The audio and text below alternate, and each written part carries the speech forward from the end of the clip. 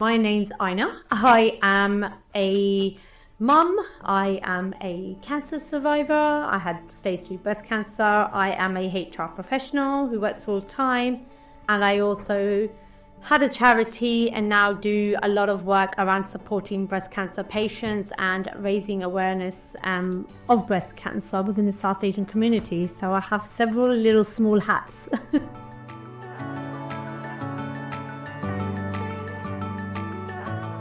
I always say this to everybody that, I've obviously through my journey after where I've helped patients, a lot of patients have said to me that, you're really positive about it and you're helping people. We struggle to talk about it and we're still crying about it. And, we're 3 years on and we can still cry about it and we still struggle to come to terms with it. And I can't get my head around the journey. And I said, firstly, everyone's journey is so different. And secondly, you have really got to be kind to yourself and give yourself that time. I recognized quite late, I'll be honest, that I hadn't given myself that space. During my treatment, I had literally gone into this black tunnel where I didn't want to speak to anybody. I wasn't on social media anymore. I'd taken myself off. I wasn't really speaking to my friends much. I pretty much didn't have my phone with me at all, even on the days where I was feeling a little bit better. I wouldn't allow people to take pictures of me. Yeah. I would change and I would turn my face away from the mirror when I would change because I could not bear to see myself. And the first thing I would put on when I came back out the shower would be my head cap. Right. So I always say to people, don't do that to yourself. Allow yourself to share your journey and your pain with somebody, even if it's one person, even if it's family, if it's a stranger, if it's a friend, whoever that is. Because that burden you take off from yourself and you put a little bit of burden on somebody else who's in a better mental state to cope with it. Sharing your journey or sharing your story and it's so helpful. It's so helpful for you to be able to be given that permission to be kind to yourself, as you said. You have to be kind to yourself and you need that support. Whoever that support will be, is from, whether you it's can't do it on your own. You can't do it on your own. You just can't. You really can't. I had my entire family around me, caring for me, looking after me, feeding me. I wasn't able to walk. I wasn't able to feed myself. My hands would constantly shake and tremble. I'm so independent. I can't believe I'm at this stage in my life that I'm having to have my older sisters and brothers, my mum and dad feed me. Like, that is absolutely crazy. Yeah. I should be doing this for them.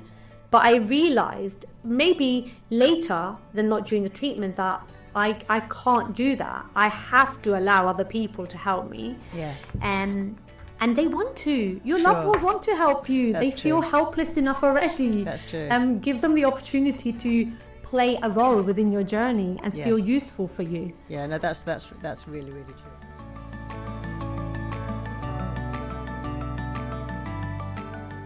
Of course, your cancer diagnosis did take you down a path because you yourself realised that within your own community, breast cancer as a diagnosis or as a topic wasn't particularly talked about. So, can you just tell us a little bit about what happened then? So I'm a British Pakistani. My parents weren't quiet about my diagnosis. They weren't trying to hide it. They didn't feel embarrassed about it. And my dad even, I think at one point, did an announcement in the mosque after one of the prayers to basically just say, my daughter is going through her cancer treatment. She starts next week. Please pray for her. Keep her in your wishes. Think about her. That happened. But then a lot of the times my parents heard very odd things. Like somebody said to my dad, your daughter must have done something wrong in her life in order for her to end up with a cancer diagnosis. It's a punishment from God. Really? Somebody said to my sister that, tell your sister to stop taking treatment and just wear a black bra, and the black bra will make the cancer go away because the colour black takes away evil of some sort. Okay. So I've heard the concept of black taking away evil. Mm-hmm. I've heard that concept before, but the connection of that with wearing a black bra, meaning it will take away the cancer, was a first for me, to be very honest. No, I've never heard of that. So there are quite a few prevalent myths surrounding breast cancer in the community. Very much. There's a lot of myths. It's a real taboo subject. Right. The word breast in itself is a very sexualized word within the South Asian community. It's very sexualized.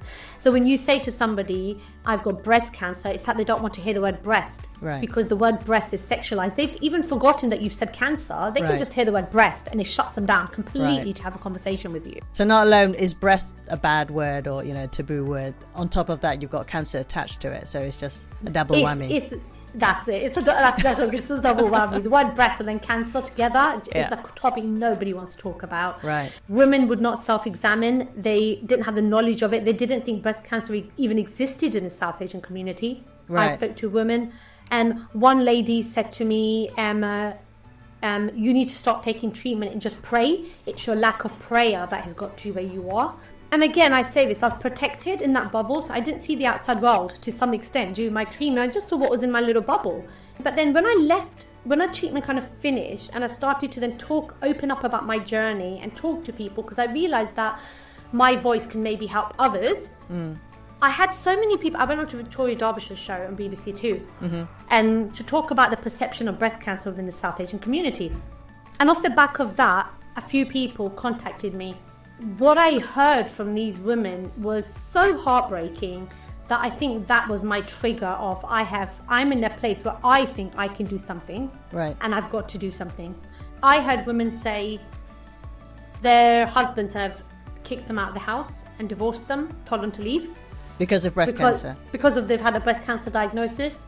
And another lady told me my husband doesn't sleep with me anymore and he sleeps in a different room because of my scars on my breast. He can't bear to see me like that anymore. Another lady had told me she had hid her diagnosis from her entire family, her husband, her kids, her in-laws, in the fear of the fact of them not accepting her anymore. Another woman was beaten up by her mother-in-law because she said that because of you, your daughters will now not get married because they will know their mum had breast cancer. Wow. And this is just a few people that and these are people who, some were British born. So it's not like the thought process of, oh, well, you're not from here, you've got a backward thought process. No, absolutely not. That is not how it is. Some of these people were British born, some of them were British born, some of them were educated. Out of these was a GP. Who was going through this, because again, yes, she's educated and she's British, but she's tackling her culture. Absolutely. And she's tackling the community's perception and what her in-laws think and those relationships and the burden it can sometimes bring. And I think once I heard those, that for me was a real trigger that I think I can do something. Right. It might not be massive, but I might be able to do something that could help people. I can't imagine how you must have felt to listen to these myths and, how all these women were treated because of breast cancer diagnosis. That must have been really, really tough to hear. So then because of that kind of motivated you to set up your charity. So tell us a little bit about that. So I had met a lady called Samina Hussain through my chemotherapy. She was at her last session. I was at my first session. We started to connect a little bit more and we would touch base a little bit more. We were actually pulled together by our oncologist, Dr Tanvi, who was my oncologist and hers, who basically said, you're both very powerful, strong women who have dealt with this diagnosis incredibly well. And I think you two could do something amazing together. And you've both shared the need and excitement to want to do something. Right. And that's how we came together. And we both decided to set up a charity called Sakoon Through Cancer. Sakoon means peace and tranquility in Urdu. And we believed that actually we could make an impact by supporting South Asian women going through breast cancer. We have gone into schools, we have gone into community groups. I have had hundreds and thousands of women say thank you so much, because of you I've had a conversation with my daughter about breast cancer. But a befriending service where if you're going through a breast cancer journey, you can contact us and we will match you to somebody as close as possible to your age, your diagnosis, your background, your language, who can support you through your journey and just be a friend and talk to you. Yeah. Someone who's like you, who's going through a journey like you. That's something I really struggled with through mine. I was 30, South Asian, with cultural barriers and British born. and a professional with a 4-year-old, I didn't have anybody who was like me, who was going through cancer. And actually, through this charity, I've realised that I'm most definitely not alone. I have met several people who have been going through this journey in their 30s, who are South Asian. I feel so grateful, I'll be honest, to be able to do that and give somebody that feeling. You know, that honestly, I think what you've started out, and you know, all the work that you've done through the years with the charity must have been such a powerful thing, because you must have helped so many women.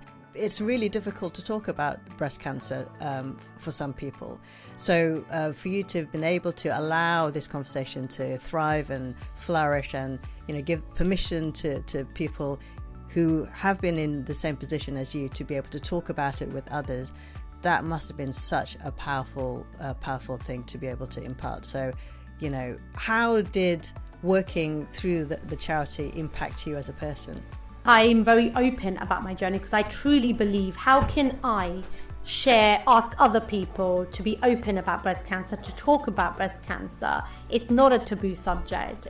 You're not alone when I'm not sharing mine. And I'm being closed off. So I really put myself in quite a vulnerable position, which is not normally like me. I put myself a little bit out there to do it, but I realized very quickly that, goodness me, doing this on social media, where anybody and everybody can see me, seems to be a very vulnerable place. But in a very strange way, the followers, I felt like they were like family. It sounds really crazy.